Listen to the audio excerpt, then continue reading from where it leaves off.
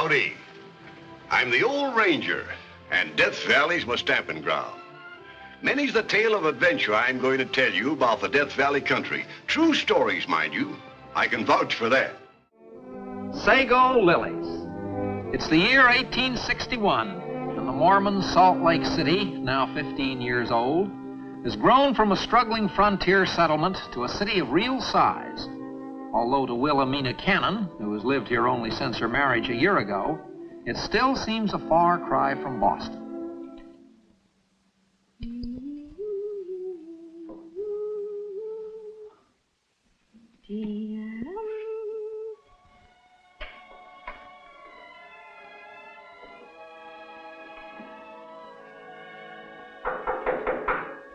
Come in. Evening, Sister Wilhelmina. Sister Sarah? David not home yet? No, Brigham Young called a meeting for some of the men. And, I don't know what for. I brought you some barley for the baby. Oh. Barley water's good for him. Thank you. If he wasn't asleep, I'd pick him up so you could see him. He's so darling. Embroidery and hand tucking on a boy. He's only 3 weeks old. My first 2 children were flour sacking from the day they was born, and they was lucky to have that. Must have been dreadful those first years out here. Nobody'll ever know. I couldn't have stood it. You can stand anything if you have to. I'm not so sure. Of course, I was raised to hard work, and you was raised as a lady. I've earned my own living. As a nursery governess in a fashionable family. Yes, but... Playing the piano, doing embroidery, reading books. Speaking of books, see what just came from home. I sent back for them when we knew we were going to stay here. It's taken them a whole year to get here. Poetry. Oh, there are essays, too. And biographies. I'd like to know when you think you're going to have time for book reading. There's still plenty of work to be done here in Salt Lake City, and everyone's required to do his part. At least I can enjoy looking at the covers. David's going to build me some bookshelves along that bare wall there. It'll dress up the room a lot. All the different colored bindings and gold lettering. Boil some of that barley up like I told you. Oh, good evening, Sister Sarah. Brother David, take my advice and put that baby in unbleached muslin. The sooner he gets used to uncomfortable things, the better.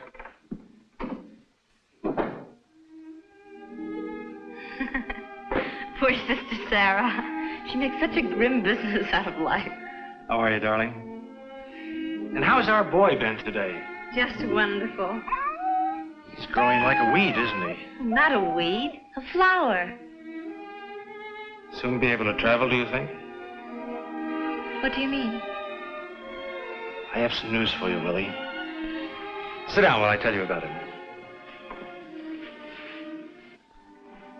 The church is establishing a new colony in the southern part of Utah, down near the Arizona border. I've heard talk about it. The Dixie Mission, they call it. It's a project that Brigham Young has had in mind for some time now. A place where we could grow our own cotton and sugar. You see, now with the war on, there's even more reason for it.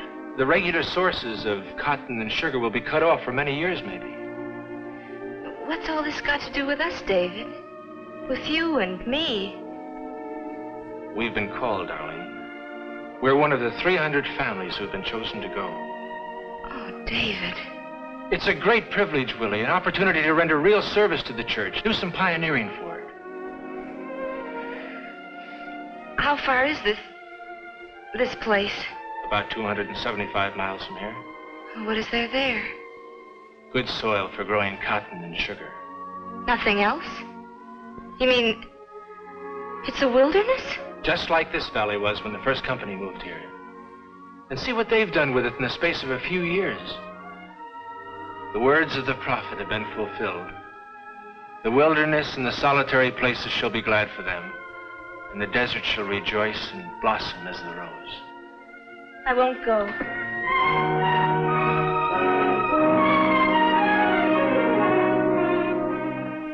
We can't refuse. It's not fair. We've been called, darling. Well, let them call somebody else. We only just settled here in Salt Lake City, David. Just built our home and furnished it. And the baby. He's only a few weeks old. Darling, we weren't picked by accident. We were chosen like all the other 299 families for a very good reason. What reason? Every trade and occupation has to be represented in this new colony. It's highly important. And you? I'll farm, of course.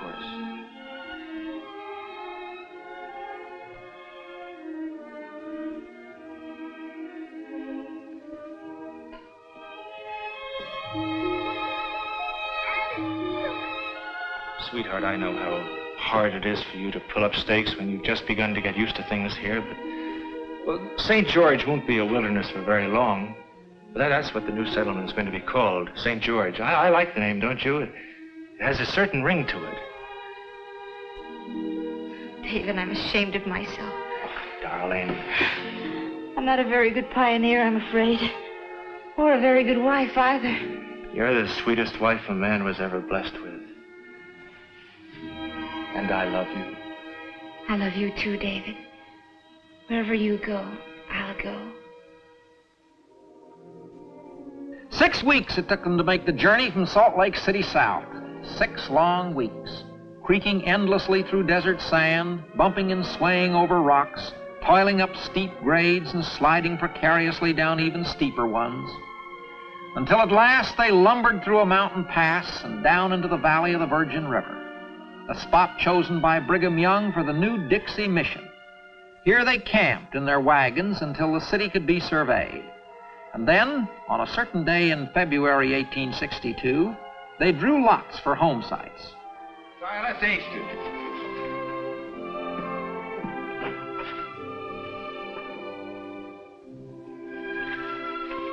David Cannon.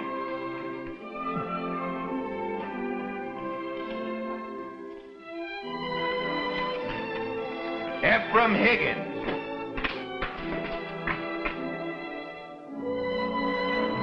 Carter.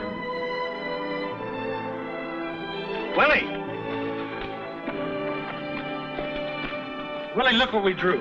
Block 36, Slot C. One of the choicest locations. It is? Well, an acre on the very southeast corner of town. Near the river for hauling water and only a couple of miles from the fields where I'll be farming. David, that's wonderful. It's, right down this street. Street? Well, in case you don't know it, madam, you are now standing on the main street of St. George. The city of St. George, like the city in the Bible. Oh, you don't pay attention in church as you should, darling. The city is great, people are few, and the houses are not yet builded.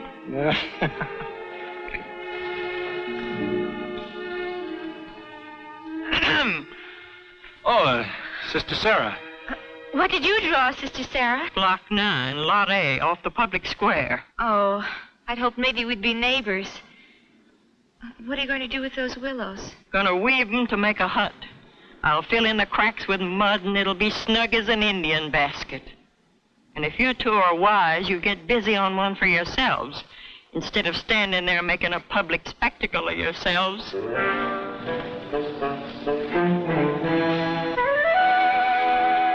I guess that's good advice. How do you go about weaving a house? Well, you leave that to me. At least I can help with it. The mud pie part of it. You'll do nothing of the kind. You're going to stay down in the wagon camp with the baby. And what's more, I'm not even going to let you see our house till it's finished.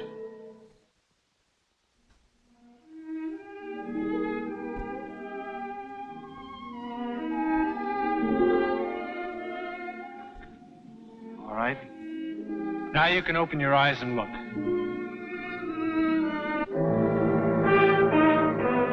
How do you like it? David, you built that? All by myself. You're wonderful. I think that wood is better than willows and mud, don't you? Oh, yes. Much better. Well, come on, I want you to see the inside.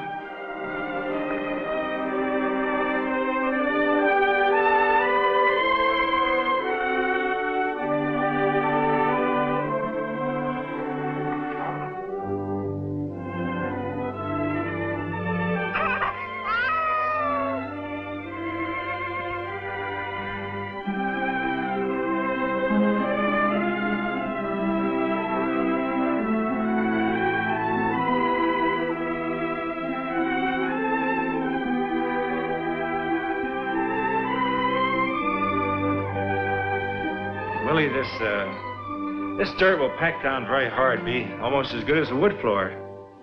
And then after we move our stuff in, it'll look a lot different. I know you. You can make any place look home-like. I'll try.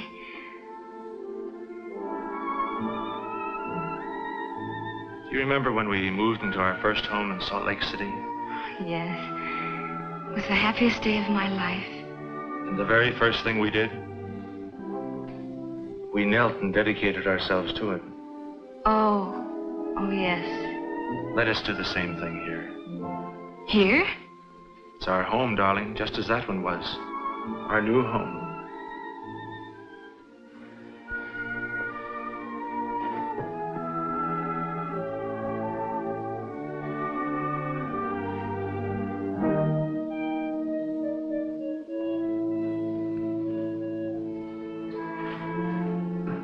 O God of Zion, bless thou this home. May it always be worthy in thy sight, and in the sight of our fellow men. The Mormon pioneers went to work with the zeal for which they are famous. The new settlement teemed with activity.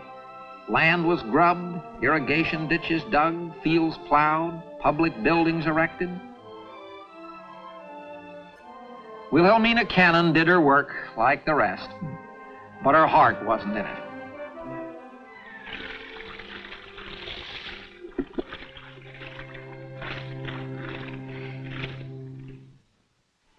I told you you'd have him in unbleached muslin.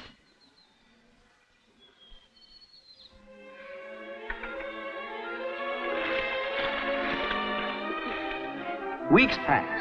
Most of the folks in the new colony were still living in their wagons or in temporary shelters. So Wilhelmina kept telling herself that she was lucky, but she couldn't quite convince herself.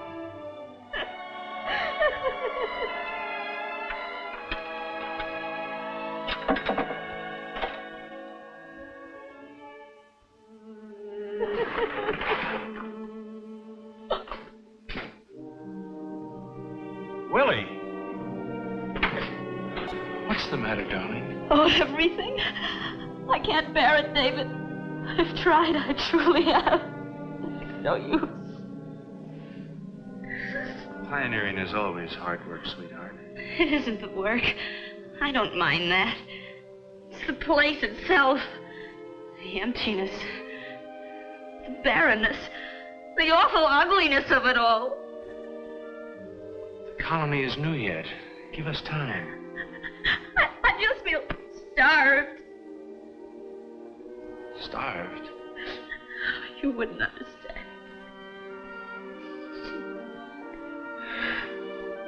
I haven't forgotten about the bookshelves.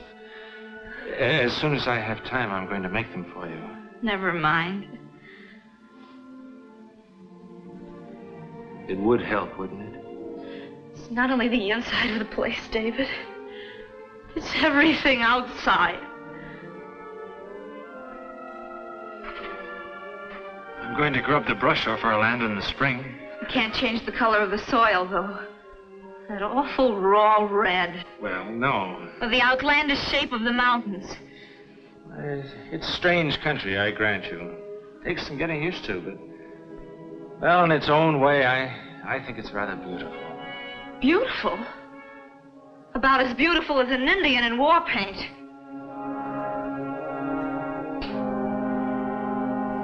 Oh, David, I'm sorry. I should be happy here. Having you and the baby ought to be enough. But it isn't. If you could show me anything about this country that was lovely. One single thing. And if I could? Then I'd feel it was worthwhile staying here and working for the future.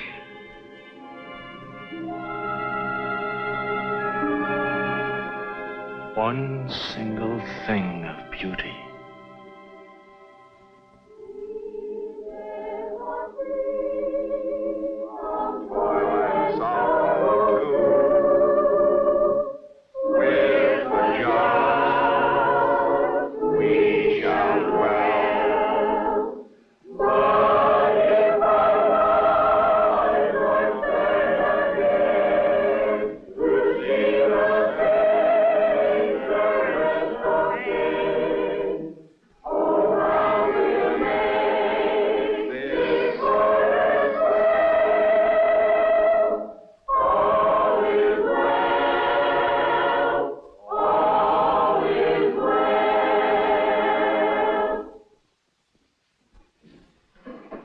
Yes, all is well. All is well. One and all, you have accepted the hardship, rejoiced in the sacrifices, and dedicated yourself to the task of transforming this great wilderness to the glory of God. April is melting into May. The fields are being plowed and planted to corn, cotton, grain, and sugarcane.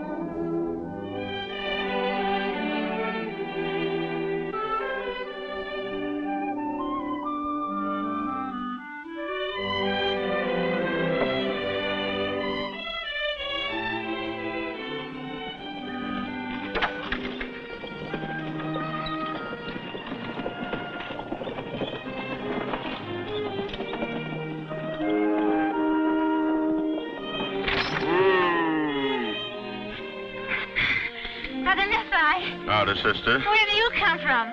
Salt Lake City. Brung the mail. Mail? Any letters for me? Well, most likely. Several sacks of it back there. Letters and newspapers. Oh, I haven't seen a newspaper in 5 months. Nephi, could I please? Would you just... I'm sorry, sister. My orders is to deliver the whole kit and boodle to Apostle Snow. And he'll cry 'em off in the public square. I'll be there. All right. Get up.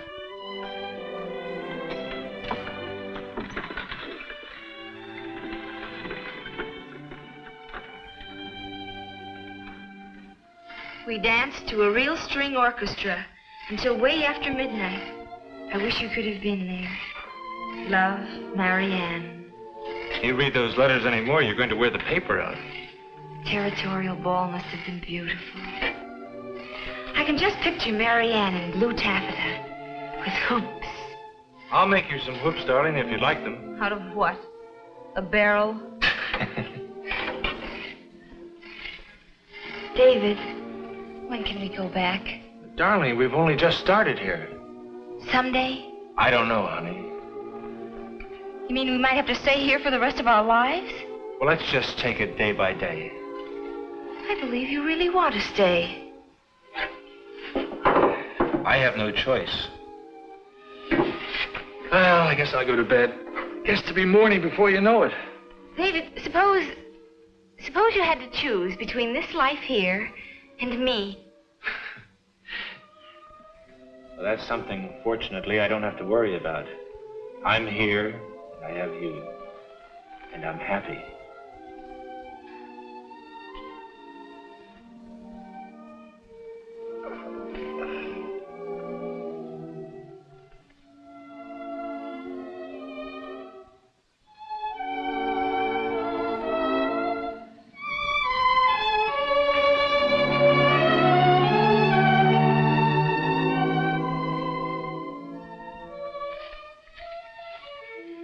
I think I'll go out for a breath of fresh air.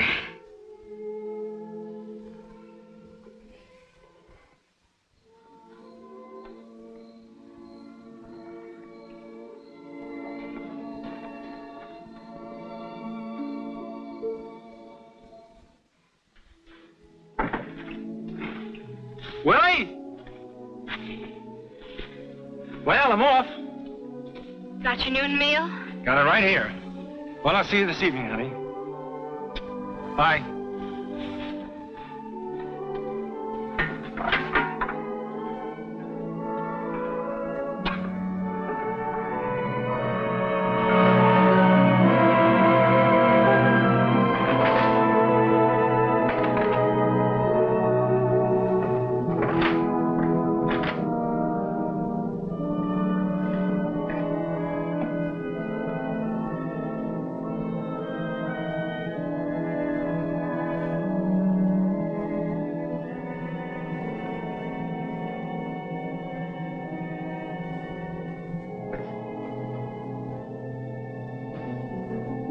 What you doing, Willie? Sister Sarah. You're packing. Oh, I was just getting some things in order. Where are you going? You can't fool me. You're going somewhere. Yes, I am. I'm going back to Salt Lake City. You and David and the baby. Just me and the baby. What for? For good. Willie. It's all arranged. I talked with Nephi last night. He's picking us up in the wagon in a few minutes. Are you crazy? I've stood this place as long as I can, Sarah. You unpack that trunk. I will not. I'm leaving. You can't. Oh, yes, I can. And nobody's going to stop me. I'll tell Apostle Snow. I'll tell the heads of the church. Tell anyone you want. I'm going. I'm going, Sarah. Do you hear me? I'm going. You little fool. Don't you know if you commit a sin like that, you'll be punished? There couldn't be a worse punishment than living here. Maybe you think the rest of us find it easy. Maybe you think we like hunger and hardships and loneliness. Well, let me tell you... I don't want to hear.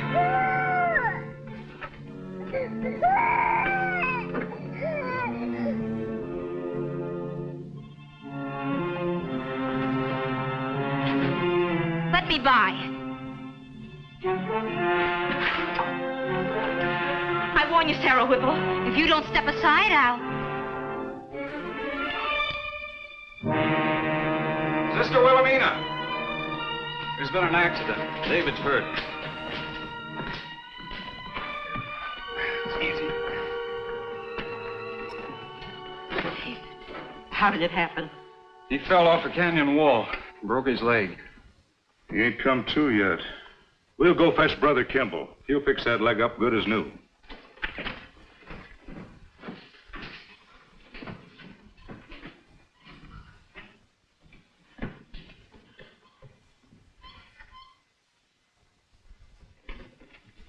Here, let me do that.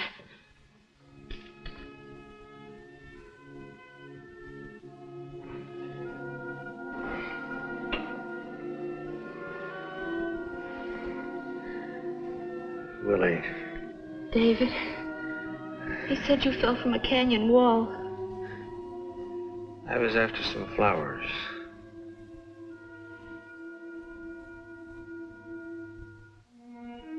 These? I didn't know I still had them. They're Sego Lilies. Later on, the hills around here will be covered with them, they tell me. Thick as stars in the sky. But I didn't want to wait a week or even a day when it meant so much. You risked your life to... Ever since you told me how you felt about this country, I've been trying to find something I could show you that was beautiful about it. Oh, David. I'm afraid they got a little bit smashed when I fell. But they are pretty, aren't they? They're the loveliest things I've ever seen. Like fairy bells. Or butterflies.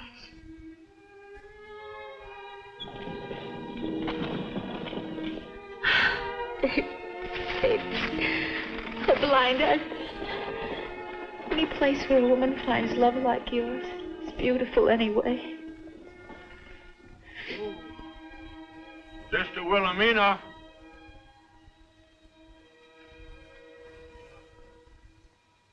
Brother Nephi. Sister Wilhelmina.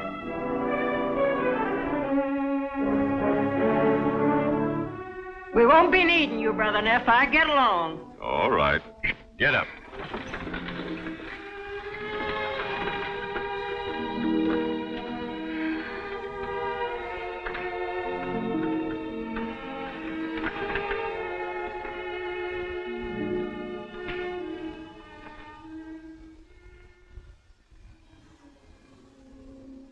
David and Wilhelmina Cannon have long since passed from this earth.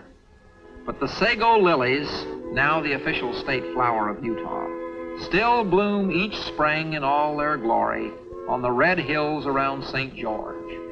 And in the town, you'll still find some folks who knew and loved Wilhelmina, and may remember her as a smiling lady who always praised the beauty of the land that she lived in.